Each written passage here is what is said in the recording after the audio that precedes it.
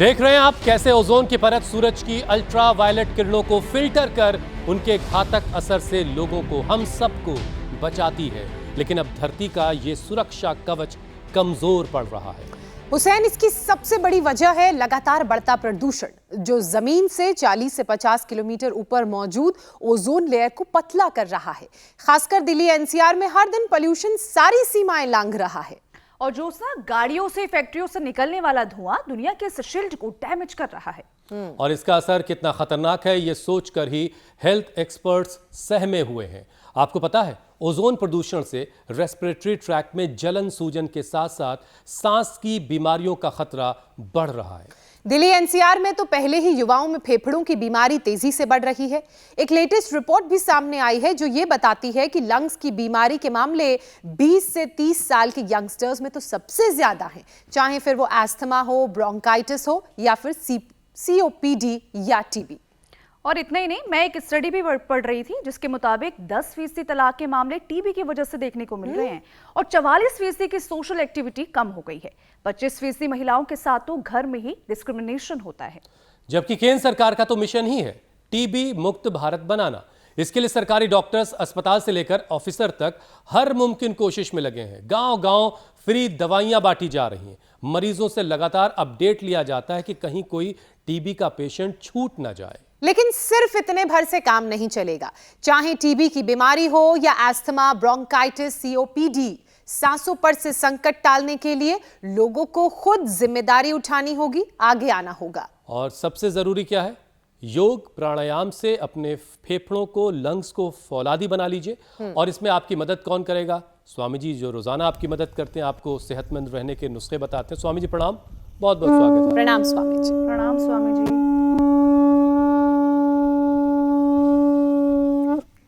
तेज शंख बजाने से फेफड़े एकदम फौलादी हो जाते हैं, सांसों का संकट टल जाता है मेरे भाई हुसैन जी, ज्योत्सना जी। और देखो, इससे फेफड़े एकदम जबरदस्त हो जाते हैं। फिर ये पहले लोग ना गांव में वो सुरती लगा के, तम्बाकू चूना लगा के बुढ़िया सूंघा करते थे। हमने सूंघने का नया बना दिया है। इसमें पेपरमेंट है, कपूर है, अजवाइन है और इसके अंदर लौंग का तेल और यूकेलिप्टस ऑयल है। ओहो, ये नेचुरल इनहेलर का काम करता है। ये दिव्य धारा बड़ा जबरदस्त है। वैसे मेरे पास विकल्प दूसरे भी हैं, च्यवनप्राश, बालप्राश, श्वासारी, ब्रोनकोम आदि। उसकी चर्चा बाद में करूंगा। सबसे पहले एक काम जरूर करें,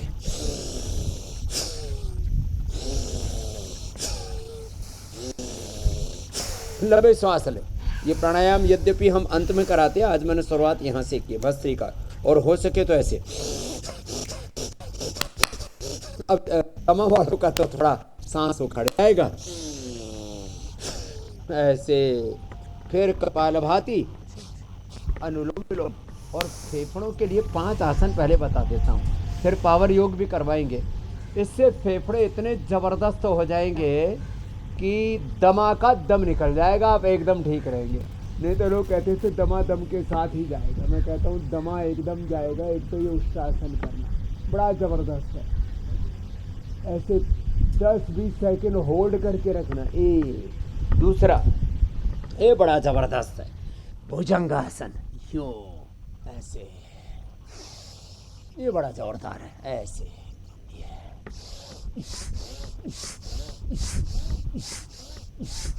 अब इसमें जो थोड़े से मजबूत हैं वो ऐसे कर ले तो power yoga with breathing exercise.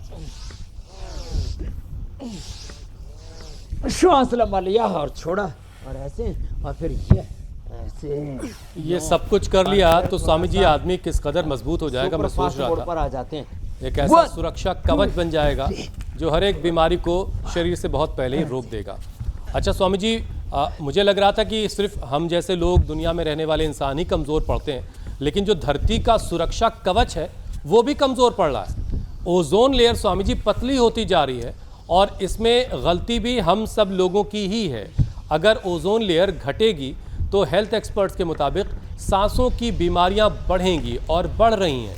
एक एक करके उन बीमारियों से बचाव और उसके उपाय आपसे जानेंगे। लेकिन उससे पहले ज़रा पहले एक बार जो आप पावर योगा का सेशन करवा रहे हैं वो करवा दी, ताकि लोगों की इम्यूनिटी ज़रा सा मजबूत हो जाए। तो उष्टासन, भुजंगासन, साधारण दंड, हनुमान दंड और ये मिश्र दंड, ताड़ासन, तिर्यक ताड़ासन, ये और फिर एक ये जो गोमुखासन कराते हैं ना, ये तो पूरा एक पैकेज बता दिया मैंने फेफड़े के लिए।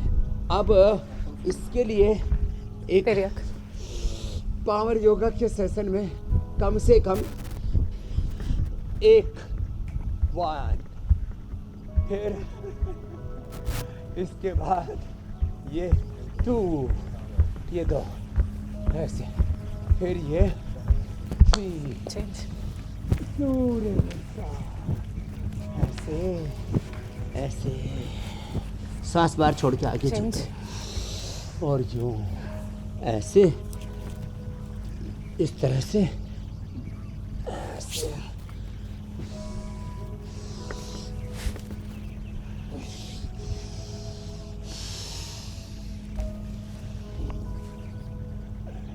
अब थोड़ा फास्ट करना है तो 1 2 3 4 5 6 7 8 9 10 11 12 1 2 3 4 5 6 7 8 9 10 11 12 ऐसे ये करना चाहिए। देखो आप इसको करेंगे ना स्वामी जी, अगर कोई हमारा देखने वाला उसको गिनती नहीं आती हुई तो सच में इससे पावर योगा भी हो जाएगा। सांस गिन ले फिर वो। तो वो लंबे लंबे श्वास, बस सांसों को गिनने की जरूरत नहीं, बस लंबे लंबे श्वास ले और लंबे लंबे श्वास ऐसे भी ले लिए ना, ऐसे ये, इससे भी फेफड़े अच्छे हो जाते हैं, इससे भी फेफड़े अच्छे हो जाते हैं, पूरे खुल जाते हैं ऐसे। और लंबा जोर से ठहका लगा के हंस लेते हैं ना ऐसे। आनंद आ गया भाई, ओहो हो, किसके लिए आनंद आ गया। चारों तरफ कितनी हरियाली है स्वामी जी, मुझे तो लग रहा है आपके पीछे सारे पेड़ पौधे आनंद आ गया, चारों ओर फूल खिले हैं चारों ओर। वो सब नहा धो के आए हैं आज, बिल्कुल से साफ सुथरे हो रहे हैं बिल्कुल। तो जोर से ताली बजाइए, इससे भी फेफड़े अच्छे हो जाते हैं, इससे अच्छे हो जाते हैं। स्वामी जी देखिए, ओजोन की जो परत है वो सूरज से आने वाली, ये जो ओजोन की लेयर होती है स्वामी जी, ये सूरज से आने वाली अल्ट्रा वायलेट किरणों को रोकती है, उसको फिल्टर करती है और फिर जो किरणें हम बर्दाश्त कर सकते हैं उनको हम तक पहुंचने देती है और इससे जो सूरज की किरणों का घातक असर है वो कम हो जाता है। तो स्वामी जी ऐसे में अगर ये लेयर पतली हो रही है तो इसकी वजह से गर्मियों में सांस की नली में सूजन और जलन हो सकती है, जलन बढ़ सकती है, अस्थमा, ब्रोंकाइटिस जैसी बीमारी लोगों को हो सकती है। तो स्वामी जी लंग्स को फौलादी बनाने के लिए प्राणायाम के अलावा और कौन कौन से अभ्यास किए जा सकते हैं, क्योंकि प्राणायाम तो स्वामी जी हम लोग आखिर में करते ही करते हैं, वो तो मैंडेटरी है, उसके अलावा कौन से और अभ्यास लंग्स को मजबूत करेंगे? कपालभाति, अनुलोम विलोम करें, बच्चों को बालफ्रास खिलाएं 1 चम्मच, और ये इतना टेस्टी और इतना हेल्दी होता है, जो बच्चे खा लेंगे ना 100 साल तक उनको फिर फेफड़े की दिक्कत नहीं आएगी, कभी भी फेफड़े में सूजन नहीं आएगी, दौड़ लगाते फिरेंगे। और ये च्यवनप्राश, कुछ लोगों में भ्रांति है कि च्यवनप्राश तो सर्दियों में खाया जाता है, जिनको कफ, कोल्ड, सर्दी जुकाम, अस्थमा है उनको हर मौसम में खाना चाहिए। ओहो, फिर स्वासारी क्वाथ, स्वासारी प्रवाही, स्वासारी वटी, स्वासारी गोल्ड, स्वासारी अवलेह, ब्रोनकोम और अणु तेल और डाल देते हैं, पूरा कचरा अंदर का साफ। और हाँ, परहेज में खट्टी और ठंडी चीज़ें ना खाएं। ये खजूर और ये चना, ये डाइट है। हम खजूर चना खिलाते हैं, थोड़ा सा पपीता, थोड़ा सा अनार, उसमें थोड़ी काली मिर्च और सेंधा नमक या काला नमक डाल करके खिला देते हैं। पपीता और अनार, खजूर और बस भुना हुआ चना। ज़्यादा किसी को भूख लगे तो उबला हुआ सेव दे देते हैं या उबला हुआ अमरूद दे देते हैं, बस ये फुल डाइट हो गई। और फिर भी कोई ज़्यादा ही भूखड़ हो तो चने के भुने हुए चने के आटे की रोटी बना करके, चीला बना करके खिला देते। नया कब बनेगा नहीं, पुराना कब ख़त्म हो जाएगा। भस्त्रिका, कपालभाति, अनुलोम विलोम के साथ उज्जाई भी बड़ा अच्छा होता है कफ कोल्ड के लिए। ये थायराइड के लिए भी बड़ा अच्छा है ये। और ये पॉइंट है, ये थायराइड के लिए भी, गले के लिए। ये आप देखो। और ये गोमुख आसन ना, इसमें तो लंबे लंबे श्वासों के साथ ऐसे करना।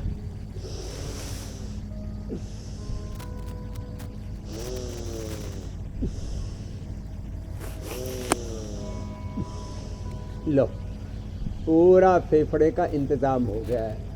ये जो कभी ठंडा कभी गर्म खाते हैं ना, तो ये सर्द गर्म होने से नज़ला बिगड़ जाता है, तासीर बिगड़ जाती है भीतर के शरीर की। 100 ग्राम बादाम, 50 ग्राम खांड, मिश्री, शक्कर या उसके अंदर खजूर मिला सकते हैं, और मुनक्का अंजीर भी मीठे के तौर पर मिला सकते हैं, और 20-25 ग्राम काली मिर्च, 25-50 ग्राम, देखो 25 ग्राम काली मिर्च, 50 ग्राम खांड शक्कर, 100 ग्राम बादाम। अब इसको 1 चम्मच खा लें और इससे पुराने से पुराना कफ नज़ला ठीक हो जाता है। ये बहुत बड़ी बात है। वैसे जो रोज़ प्राणायाम करते हैं ना मेरी तरह से, उनको सर्दी जुकाम कफ कोल्ड खांसी नहीं होती, फिर बाकी बैक्टीरिया वायरल इन्फेक्शन भी। देखो एक खास बात बताता हूँ, ऐसे तो पूरे शरीर की इम्यूनिटी अच्छी होनी थी, लेकिन जिनके फेफड़ों की इम्यूनिटी अच्छी होती है उनके ऊपर कोई बैक्टीरिया वायरल फंगल इन्फेक्शन का असर नहीं होता। चारों तरफ रोग बीमारियां घात लगाए बैठी है। और अब तो इतना ज़्यादा पोल्यूशन है, इतना ज़्यादा चारों तरफ गंद मचा पड़ा है, और बैक्टीरिया वायरस फंगस तो हवा मिट्टी पानी में चारों तरफ दौड़ते फिरते हैं। सबसे बुरा असर उनका गले और फेफड़े पर होता है। ये उनका एंट्री पॉइंट है, यहीं से रोक दिया तो ठीक रहेगा। इसके लिए मैंने बताया जो है बच्चों के लिए बालप्रास और सबके लिए च्यवनप्राश, ब्रोनकोम, स्वासारी, ये उपाय बड़े ज़बरदस्त है। और हाँ, चाय कॉफ़ी की जगह स्वासारी पिए, या दिव्य पे हमने आयुर्वेदिक चाय बना रखे अपने घर में ही तुलसी है, अजवाइन है, थोड़ा सा उसमें ये लौंग है, काली मिर्च है, इलायची है, लेमन ग्रास है, ये सब डाल करके उबाल लेते हैं। चाइना आदि में बहुत पीते हैं इसको, पूर्व और पूर्वोत्तर के देशों में बहुत ज़बरदस्त है। आज के बाद किसी को फेफड़े की दिक्कत नहीं होने वाली है। कुछ और दिक्कतें हैं स्वामी जी, वो भी दूर करनी होगी। अटैक से कोई मरेगा नहीं। बिल्कुल ठीक बात है, लेकिन शर्त यह है कि सिर्फ आपको प्रणाम करके बैठना नहीं है, आपके साथ रोज़ाना अभ्यास करने हैं, और जो बातें आप बताते हैं उसको अपनी ज़िंदगी में शामिल करना है। अच्छा स्वामी जी, देखिए ओजोन का जो प्रदूषण है दिल्ली एनसीआर में लगातार सीमा को लांघ रहा है। एक स्टडी बता रही है कि दिल्ली एनसीआर में 20 से 30 साल के नौजवानों के फेफड़े सबसे तेज़ी से कमज़ोर हो रहे हैं। तो स्वामी जी, आप तो इस उम्र में भी फौलादी लंग्स आपके बने हुए हैं, हालांकि अभी आप 30 के भी नहीं हुए हैं, बस कुछ गलत मेरे को जानकारी हो रही है यहाँ पे। 25 के हैं। हाँ, तो स्वामी जी ये जो 30 साल वाले नौजवान हैं, इन ये भरी जवानी में इनके फेफड़े क्यों साथ छोड़ रहे हैं? एक तो भरी जवानी में बालक आजकल सुट्टा मारते हैं, पहले तो बीड़ी सिगरेट ही पीते थे, आजकल तो भांग धतूरा पता नहीं क्या क्या, हुक्का, फ्लेवर्ड हुक्का, और फिर ऊपर से पोल्यूशन। और 50% लोगों के 50% फेफड़े काम करते हैं। 50% फेफड़े तो 2400 किलोमीटर लंबा का जो हमारा रेस्पिरेटरी ट्रैक है, वो आधा तो उसके पोल्यूशन की भेंट चढ़ चुका है। एक दिल्ली के बहुत ही बड़े जो लंग के स्पेशलिस्ट डॉक्टर ने वीडियो बना करके डाला, एक मैंने भी देखा था उसको सोशल मीडिया पर। तो उसने बताया जो भी दिल्ली एनसीआर में लोग रहते हैं उनके फेफड़े एकदम काले सुर्ख होते हैं, कोयले जैसे, और हमारे जैसे जो हरिद्वार में और जो योग करते हैं उनके फेफड़े रहते हैं एकदम लाल सुर्ख। तो देखो भाई, बुला लीजिए स्वामी जी हम लोगों को भी। तो सैटरडे संडे या जब भी छुट्टी हो हरिद्वार आ जाए करो। नहीं तो काले कड़ुटे फेफड़े लेकर के किसी दिन फिर वो यमराज जो काले भैंसे पर बैठ के आएगा वो आपको उठा के लेके जाएगा, मैं तेरे दिन पूरे हो गए, जल्दी चल। काले फेफड़े वालों को ढूंढेगा। तो भाई नौजवान जो साथी हमारे हैं वो सुट्टा मारने वाली जो समस्या स्वामी जी बता रहे हैं, उसको छोड़िए, उसको हटाइए, उस सब में क्या रखा है? काला काला लंग्स हो जाएगा, स्वामी जी बता ही रहे हैं, तो उससे बचने की ज़रूरत है। बहरहाल स्वामी जी देखिए, लंग्स की कैपेसिटी घटने से अक्सर लोग जो है लो एनर्जी फील करते हैं, कई बार उनको चक्कर आता रहता है, सुस्ती सी शिकायत, दिन भर थके थके से। अब जब थके थके रहेंगे तो ज़िंदगी में कामयाब कैसे होंगे? और कामयाब नहीं होंगे तो सब कुछ गड़बड़ ही रहेगा फिर तो। घर में बीवी अलग डांटेगी, हाँ कुछ करता नहीं है। ये थके थके फेफड़े, थके थके दिमाग, थके थके दिल, थके थके हाथ पैर। किसी के तो हाथ पैर ही टूटते हैं। भले जी पिंडलियों में दर्द हो रहा है, जिनकी आंतें कमज़ोर होती हैं तो उनको पुनर्नवारिष्ट, अभयारिष्ट, कब्ज होने पर, कोलाइटिस होने पर भी पिंडलियाँ दुखती हैं तो उनको कुड़जारिष्ट, जिनके पिंडलियाँ थकी थकी रहती है उनके लिए बताया। फिर जिनका हार्ट थका थका रहता है उनको सब चाय कॉफ़ी छोड़ के अर्जुनारिष्ट या अर्जुन की छाल का काढ़ा। जिनका दिमाग थकाता रहता है, मेधावटीला, दिमाग की बत्ती सी जल जाती है। फिर जिनका पूरा शरीर थका थका रहता है, इम्यूनोग्रिट गोल्ड, ओहो ज़बरदस्त है।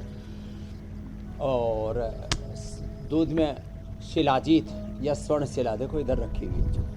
हम सर्दियों में तो रोज़, अभी गर्मियों में सप्ताह में 1-2 बार ही ले लेते हैं, घोड़े की तरह पर दौड़ते रहते हैं। थकान नाम का तत्व ही हमारे आस पड़ोस में नहीं आता है।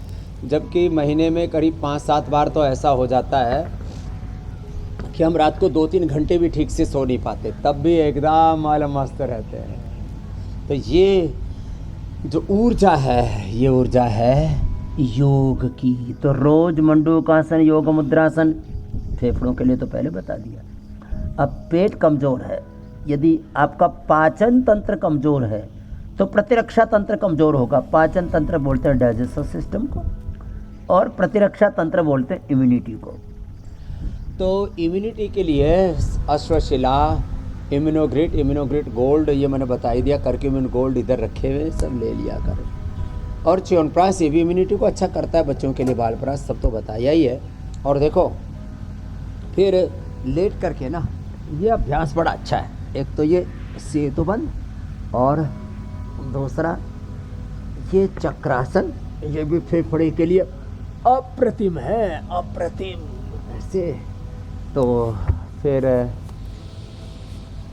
डेली के प्रैक्टिस में तो पवन मुक्तासन और ये उत्तान पादासन, ये तो कुल मिलाकर स्वामी जी ये है कि और जरूरी है। लोग प्रदूषण फैलाने से तो बाज आएंगे नहीं, सांस फूलता है। धुआं सब कुछ करेंगे, एक मोटी सी ओजोन की मैंने लेयर सुबह कमज़ोर ली। पड़ेगी तो अल्ट्रावायलेट किरणें ज़मीन पर ज़्यादा पहुंचेंगी। तो लोगों के पास एक ही रास्ता है कि वो योग करें और ख़ुद को मजबूत बनाएं, ख़ुद को हेल्दी बनाएं।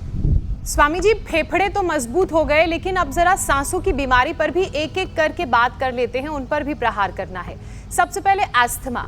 स्वामी जी, ये रोग कितना खतरनाक है, और अगर ये अस्थमा का रोग लग जाए तो फिर उन लोगों को क्या करना चाहिए, क्या उपाय करें? तो एक तो ज्योत्सना जी देखो, मैंने कहा था मोटे लोग, एक मोटी आरती बहन आई, पहले आई थी तो चल नहीं पाती थी, ऐसा दम उखड़ता था कि अभी मर जाएगी। और फिर मेरे सामने से ने दौड़ लगाई तो क्या आनंद आ गया। फिर खर्राटे मारती थी। ये जिनको फेफड़ों की प्रॉब्लम होती है ना, फेफड़े जिनके कंप्रोमाइज हो जाते हैं, तो दमा का मतलब है श्वास का, अस्थमा का मतलब है फेफड़े कमज़ोर। 2400 किलोमीटर लंबा रेस्पिरेटरी ट्रैक मजबूत रहना चाहिए। अब जब वजन बढ़ जाता है तो और वहाँ से दिखा कि आप किसी तो आइलैंड फिर वो पे फेफड़ों को दबा लेता है, फेफड़े कंप्रोमाइज हो जाते हैं। और देख के AQI लग रहा था 0। जी मेरे भाई। तो हाँ, तो ये जो है ना, ये जो AQI है ना, देखो इसमें कुछ तो सच्चाई है, और बाकी तो देखो मैंने देखा जहाँ का AQI बहुत थोड़ा रहता है वहाँ पर भी लोगों को बीमारी है। यदि आप ब्रीदिंग एक्सरसाइज नहीं करेंगे ना, सबसे अच्छी है इसके लिए एक्सरसाइज ना, दौड़ना। लेट करके बताया मैंने मोटे भाई बहनों के लिए, मोटों को ज़्यादा दिक्कत होती है, सुबह सुबह दौड़ लगाई है। तो जो दौड़ लगाते, मैंने कहा देखा दिल्ली NCR में भी वो लोग एकदम फिट है। और जो बाबूजी AQI कंट्रोल करते हैं, मशीनें लगा करके घर में, ऑफिस में, वो पोल्यूशन को खींचने वाली मशीनें लगा रखी है। अब उन जो भाई साहब हैं जिन्होंने सब इतने नाजुक हो गए हैं, घर में, ऑफिस में, सब जगह AQI की मशीनें लगा रखी हैं। से तो गाड़ी में बैठते हैं शीशे बंद करके AC चला लेते हैं, जरा सा बाहर तो निकलना ही पड़ेगा। आदमी कितने दिन जो है कितने देर तक घर में ऑफिस में गाड़ी में बैठा रहेगा, बाहर निकलते ही छींक कम छींक बुरा हाल। बोले जी एलर्जिक अस्थमा, धूल से, धुएं से, मिट्टी से, पानी से, मौसम से, पता नहीं कैसे कैसे फूलों से, इससे एलर्जी उससे एलर्जी और फिर कि तो किसी को किसी जाति विशेष से, किसी मजहब से, पता नहीं कैसे कैसे बेवकूफ़ लोग हैं। किसी को तो बताओ, एक ने इटावा में एक बालक जो कथा कर रहा था उसकी चोटी ही कटवा दी। हाँ? उसको चोटी से एलर्जी की। ये तो एक वर्ग विशेष के लोग ही रख सकते हैं, वाहियात लोग कहीं के। तो देखो ये सब एलर्जी ठीक नहीं है मामला।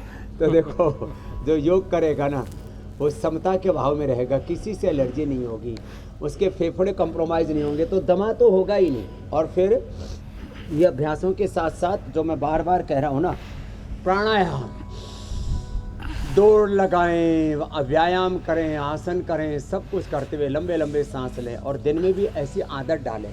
ये तो ऑफिस टाइम में भी जैसे कुछ फुर्सत मिलती है ना, इंडिया टीवी में भी ऐसे कुछ जीवात्मा हैं जो बीच में समय मिलते ही वो बाथरूम की तरफ जा कर के सुट्टा मार के आते हैं।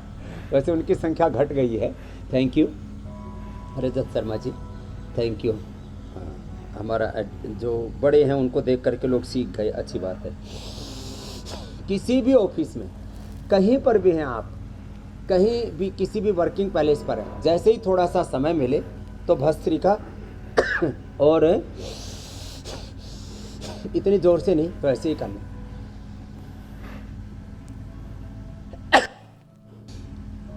आज तो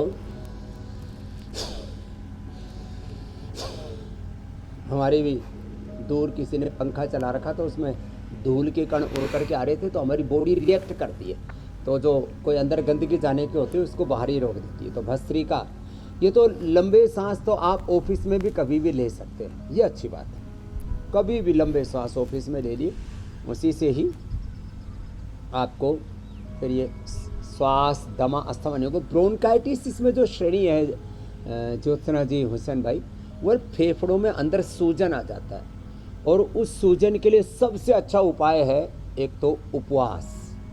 सप्ताह में इसलिए एक बार उपवास, एक बार फास्टिंग सबको करनी चाहिए। उपवास रखने से आयुर्वेद का तो सिद्धांत ये व्याधि नाशाय लंघनम, तो देखो आपको दिक्कत ही नहीं होगी कभी भी फेफड़ों। अच्छा स्वामी जी, उसके बावजूद भी रहता है तो गले और ये फेफड़े तक सूजन है, इसके लिए एलोवेरा 100 ग्राम, उसमें हल्दी और अमरूद के पत्तों को डाल करके उसको गरारा कर लेते हैं, गंडूस बोलते हैं गार्गिल। उससे तो जिनकी आवाज़ नहीं निकलती, गला बैठ जाता है, बहुतों के गले में छोटे छोटे गांठे हो जाते हैं। बहुत से एंकरों को मैंने ठीक किया जिनके गले पूरी तरह से ख़राब हो गए थे। अब वो दूसरे चैनलों के हैं, उनके नाम यहाँ से नहीं बोलूँगा, लेकिन ये एकदम सच बात है कि आयुर्वेद इसमें संजीवनी का काम करता है। ये जो खंडूस अभी होता है, एलोवेरा, हल्दी, एलोवेरा 100 ग्राम, हल्दी इसमें 20-25 ग्राम, अमरूद के पत्ते 20-25 और थोड़ा सा सेंधा नमक डाल के इसको घोट के उबाल करके और इसका गर्म गर्म गंडूस करें। अच्छा स्वामी जी, देश में कभी टीबी मुक्त भारत का सपना ख्वाब देखा गया था और ये बहुत हद तक ये सपना पूरा भी हो चुका है। बहुत इक्का दुक्का केसेस दिखाई देते हैं, लेकिन टीबी है बड़ी ख़तरनाक चीज़ लंग्स के लिए।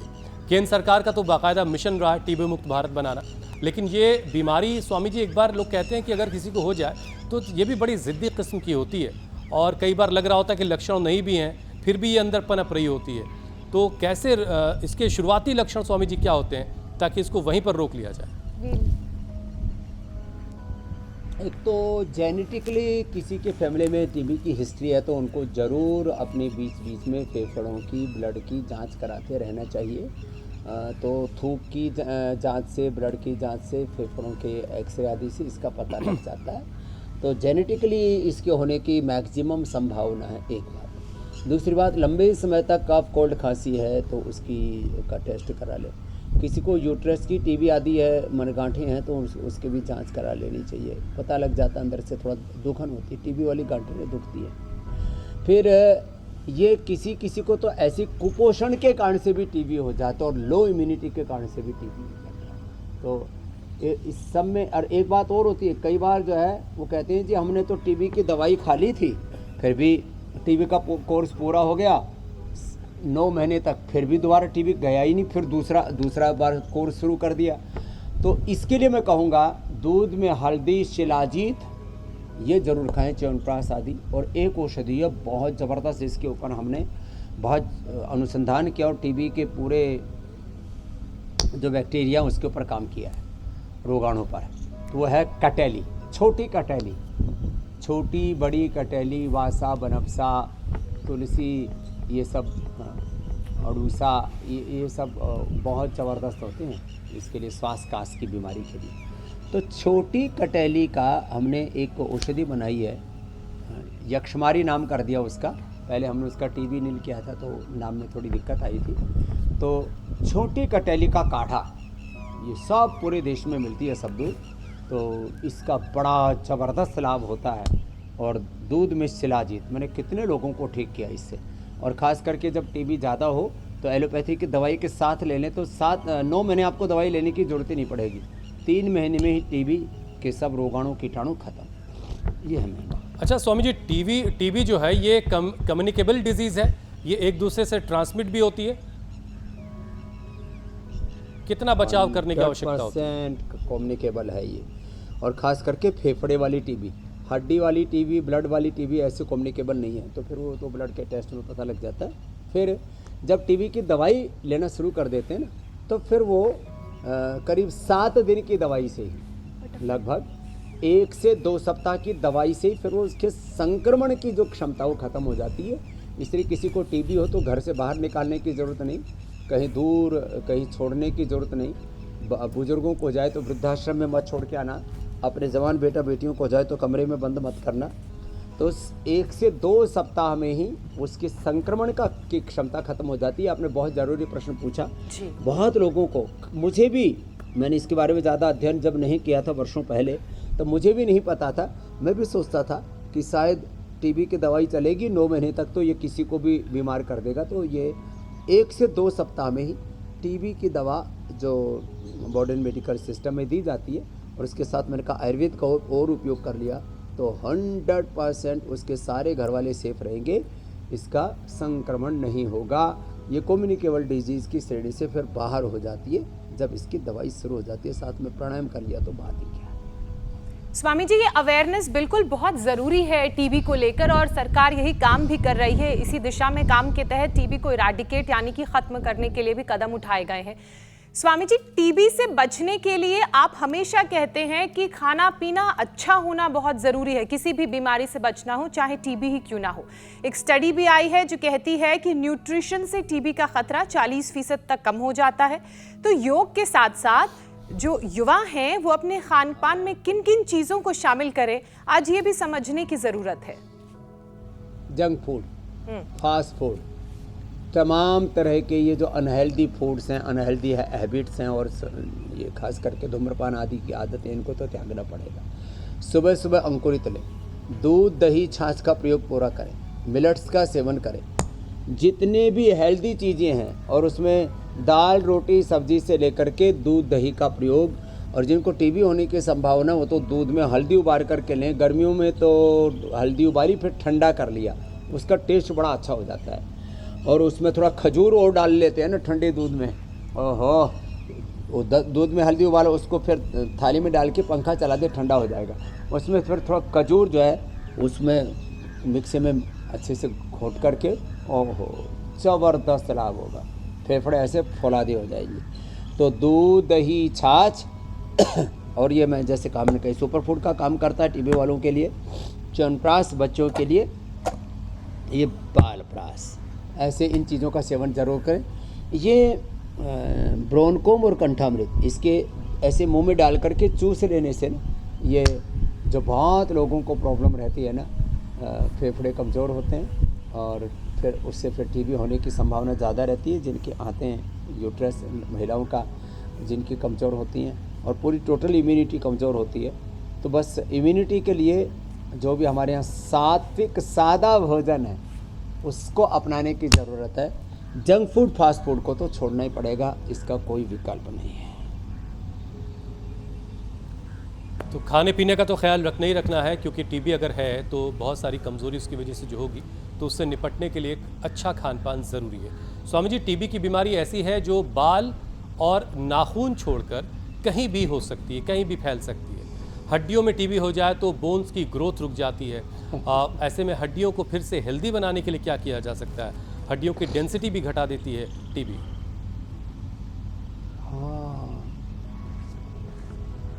ये आपने बहुत अच्छा पूछा और बताया भी आपने कि बालों को, नाखूनों को छोड़ के और फिर शरीर में कहीं पर भी ये पनप जाती है।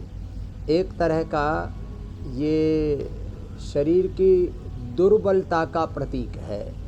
इसलिए सुबह धूप में बैठा करें और जो शाकाहारी हैं दूध दही का सेवन ठीक से किया करें, और बाकी मांसाहारियों को तो कुछ कहने की ज़रूरत ही नहीं है।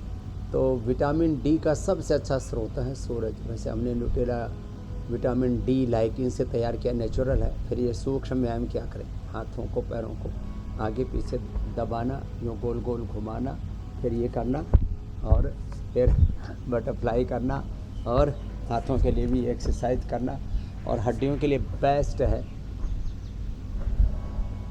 मुक्ता शुक्ति मोती पिष्टी, दोनों मिला के आधा ग्राम, वंशलोचन आधा से 1 ग्राम, और बेस्ट है जितने भी मिलेट्स हैं इनमें कैल्शियम पूरा होता है, और केला है, और जो सीताफल है ना उसमें भी कैल्शियम भरपूर होता है, और आटों में सिंघाड़े के आटे में और कोदो कुट्टू का आटा उसमें भी कैल्शियम ठीक ठाक होता है।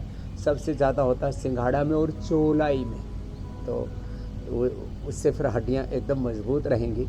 और न्यूट्रेला बोन हेल्थ तो हम देते ही सो देते हैं, और लंबे लंबे श्वासों के साथ एलोवेरा गिलोय पारिजात निर्गुंडी सहजना साहब, इसका 5 में से जो भी 2-3 चीज़ें मिल जाए, एलोवेरा, गिलोय, पारिजात, निर्गुंडी, सहजना, 5 में से 2-3 चीज़ों का रस मिल जाए, और गिलोय पी ली ना, गिलोय को आप कितने थोड़ा परिपक्व होने के बाद कितने तोड़ मरोड़ लो, टूटेगी नहीं, ऐसे हड्डियाँ फौलादी हो जाती हैं गिलोय से।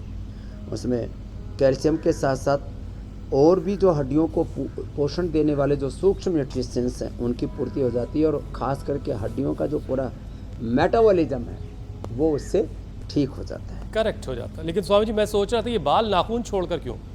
बालों में इतनी ताकत कहाँ से आ जाती है? वो बचपन में जो झोटा पकड़ के पिटाई होती है शायद उसकी वजह से तो नहीं, या नाखून इतने मजबूत है वो नोचने की वजह से, नकोटने की वजह से, पता नहीं। ये 2 बड़ी चमत्कारी चीज़ें पता चली कि बाल और नाखून में नहीं होगा जी, ऊपर वाले का कोई इसमें करिश्मा है। बहरहाल स्वामी जी, देखिए कुछ लोगों के ये जो नाखून है ना, ये हड्डियों का विकार है, बाल और नाखून। इसलिए ये कोई मतलब ऐसी चीज़ नहीं है कि जिसमें कोई ताकत काम आती है, तो इसलिए ये तो शरीर का जो सेल्फ हाइजीन सिस्टम चल रहा है उसका परिणाम मात्र है जी। ओके सर, ठीक है। स्वामी जी, कुछ लोगों के इंटेस्टाइन में भी टीबी हो जाती है, ये कितना घातक है, ख़तरनाक है, और इसे कैसे ठीक किया जाए? इंटेस्टाइन में अगर हो गई तो, आंतों की टीबी जिसे कहते हैं। आंतों की टीबी के लिए बेस्ट है सर्वकल्प का काढ़ा, लिवोग्रिट, और ये पॉइंट दबा लिया करें। आंतों की टीबी के लिए जीरा, धनिया, मेथी, सौंफ, अजवाइन का पानी और सर्वकल्प का काढ़ा, लिवोग्रिट, पुनर्ग्रिट के साथ 2 गोली दिमंडूर और पुनर्नवारिष्ट के साथ। तो आंतों को मजबूती देने के लिए एक तो ये पिंडलियाँ दबा लिया करें, और ऐसे खाने के बाद वज्रासन में बैठ जाए करें। तो और खाने के बाद छाछ में थोड़ा लवण भास्कर या हिंगवास्टिक डाल करके 1 कप या 1 गिलास जो छाछ पी लेंगे ना, तो उनकी आंतें एकदम 100% हेल्दी होंगी। जिंदगी में टीबी नाम की बीमारी नहीं है। और सुबह सुबह अनार खाली पेट खा लिया तो 100 साल तक कभी बीमारी नहीं होगा आदमी। टीबी की तो बात छोड़ो, कोई पेट की बीमारी नहीं है। इसलिए अनार जो है जी थोड़ा महंगा होने की संभावना है, काफ़ी तो हो चुका है, लेकिन अब खेती बढ़ रही है इसकी, महंगाई ज़्यादा नहीं है। स्वामी जी, एक स्टडी मैं आपके सामने रख रही हूँ, और ये स्टडी कहती है कि महिलाओं में इनफर्टिलिटी के लिए भी टीवी काफ़ी हद तक जिम्मेदार है। रिप्रोडक्टिव ऑर्गन में टीबी हो जाती है तो प्रेगनेंसी में रुकावट बन जाती है। और तो और 10% जो तलाक के मामले हैं उनके लिए भी टीबी जिम्मेदार है। टीबी वजह है तलाक के मामलों के लिए। 50% महिलाएं अपनी बीमारी के खुलासे से डरती हैं और 25% महिलाएं ऐसी हैं जो इस वजह से घर में डिस्क्रिमिनेशन का शिकार होती हैं, भेदभाव उनके साथ होता है। महिलाओं के साथ टीबी की बीमारी को लेकर ये भेदभाव क्यों है स्वामी जी? और ये जो अलग अलग तरह से महिलाओं में टीबी की बीमारी इफेक्ट डाल रही है, उसके प्रभाव से कैसे बचा जाए? इसमें ज्योत्सना जी एक बात तो यह है कि देखो, ये अंदर एक तरह से ये बीमारी बीपी, शुगर, थायराइड और आर्थराइटिस, SLEMS, ऑटोइम्यून डिजीज, इससे कम घातक। माने यदि बीपी शुगर है तो ज़िंदगी भर चलेगी, ये तो 9 महीने में ठीक हो जाती है, 9 महीने में 3 महीने में ठीक हो जाती है। तो ये एक तो ये दिमाग से ये हमें गलत फहमी निकालनी पड़ेगी, अरे टीबी है कोई मेरे को ना हो जाए, आने वाली पीढ़ियों को ना हो जाए, ऐसा कुछ नहीं है। आप इससे 3 से 6 महीने में ही मुक्त हो जाते हैं। वो तो 9 महीने का तो कहने का कोर्स होता है, एक बात। दूसरी बात, माताओं बहनों को दशमूल काढ़ा पीना चाहिए, नारी कांति बटी, नारी कांति सिरप। और जब हम किसी के यूट्रस और इसमें हिस्से में प्रजनन तंत्र में टीबी हो जाता है तो उनको शिवलिंग पुत्र जीवक भी देते हैं, खाली पेट 1 चम्मच। उनको फल घृत भी पिलाते हैं और प्राणायाम करवाते हैं। और ये पॉइंट है, ये दबाते हैं दोनों, तो इनफर्टिलिटी भी दूर हो जाती है और टीबी भी दूर हो जाती है। ये और यहाँ से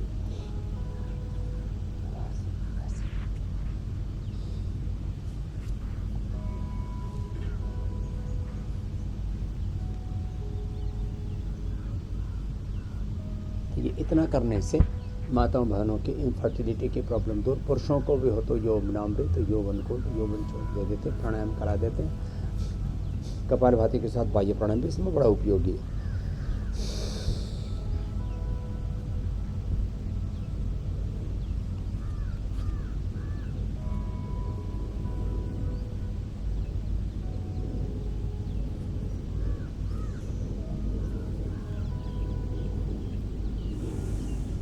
अच्छा स्वामी जी, देखिए बहुत सारे लोग इस दुनिया में बहुत भांति भांति के हैं। मान लीजिए टीबी डिटेक्ट हो गई किसी को, दवा भी शुरू हो गई और फिर दवा बीच ही में छोड़ दी।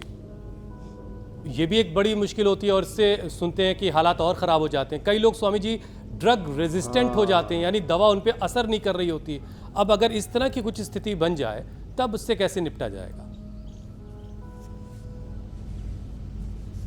तो एक तो टीबी की दवा बीच में नहीं छोड़नी, ड्रग रेजिस्टेंस नहीं होगी, दवाई पूरा असर करेगी। उसके साथ प्राणायाम करें, उसके साथ स्वर्ण शिलाजीत लें, करक्यूमिन गोल्ड लें, इम्यूनोग्रेट गोल्ड लें। उसके साथ स्वासारी काढ़ा पिए या छोटे कटहले का काढ़ा पिए तो 100% रिजल्ट मिलेगा।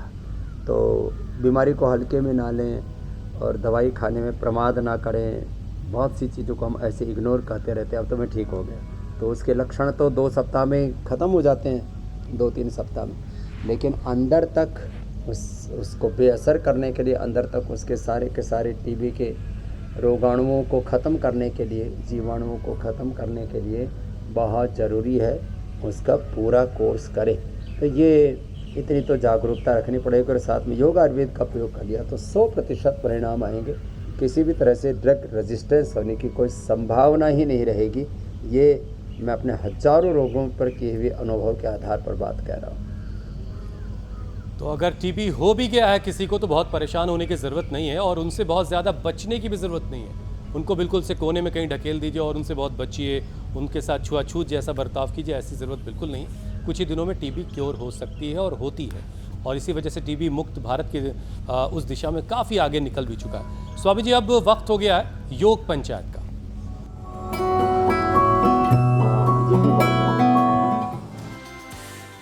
स्वामी जी, बहुत सारे वीडियोस आए हैं। हैदराबाद तेलंगाना की तस्वीरें आपके सामने, रोहतक हरियाणा में भी योग पंचायत लगी, पिलानी राजस्थान से ये तस्वीरें आई हैं और सबने बहुत अच्छा किया है। पुणे महाराष्ट्र वालों ने भी वीडियो भेजा है। ओह, इस घर में भी सब परिवार के सदस्य लगे हुए, छोटे बच्चे भी हैं। विरार महाराष्ट्र में तो किसी दुकान के सामने ही योग पंचायत लगी हुई है। अब आपको स्वामी जी बेस्ट वीडियो दिखाते हैं और आपकी मुलाकात विजेता से करवाते हैं। सुजाता बनी है विजेता और विरार महाराष्ट्र से ये तस्वीरें आई हैं। महाराष्ट्र वाले भी स्वामी जी मेहनत कर रहे हैं। मैट के हर कोने में आसन हो रहा है। तो चलिए विरार और सुजाता के लिए बहुत बहुत अभिनंदन है। और अब जो कल का वीडियो है उसके लिए हम बिल्कुल सिंपल आसन बताते हैं। दोनों पैर ऐसे सीधी, इसको दंडासन कहते हैं। दाहिना पैर मोड़ा, ऐसे रखा और बायां पैर सीधा है। बायां हाथ दाहिना हाथ के बीच से ऐसे डाला, या तो ऐसे बराबर में रखें या ऐसे पकड़ लें। ये है वक्रासन। लीवर के लिए, स्प्लीन के लिए, इंटेस्टाइन पेनक्रियाज के लिए बहुत ही ज़बरदस्त है। ऐसे करने वालों को कभी किडनी में स्टोन, गाल स्टोन भी नहीं बनेगा। एक तरफ से 5 सेकंड और दूसरी तरफ से ऐसे 5 सेकंड का वीडियो बना करके भेज दें। ये वक्रासन सब कर सकते हैं। और ये liver, kidney, spleen, intestine, pancreas, uterus, ovary के लिए रामबाण है। विजेता बनेगी, गिफ्ट हैम्पर मिलेगा, मेडल जीतेंगे, इंडिया टीवी पर आने का मौका मिलेगा। दोनों तरफ से स्वामी जी करके भेजना है। पत्र भी हम सबको देते हैं। तो ये एक तरफ से भी भेज देंगे तो स्वीकारी होगा। कम से कम 5 सेकंड रुकना है बस। ठीक है स्वामी। तो वक्रासन कीजिए, 5 से ज़्यादा लोगों के साथ वीडियो बनाइए, इंडिया टीवी पर आने का मौका, और अगर जीत गए आप तो फिर कहना ही क्या। स्वामी जी अब आपसे अनुमति लेने का वक्त है, लेकिन स्वामी जी रिसर्च कुछ करवाइएगा। बहुत जो प्रणाम। ओजोन लेयर कमज़ोर हो रही है उसको मजबूत कराने का कोई अगर अभ्यास, योगाभ्यास ढूंढ लिया जाए तो बड़ी बहुत अच्छी बात होगी। स्वामी जी प्रणाम। प्रणाम स्वामी जी। जरूर वहाँ तक पहुँचेंगे अपन। बहुत बहुत शुक्रिया स्वामी जी।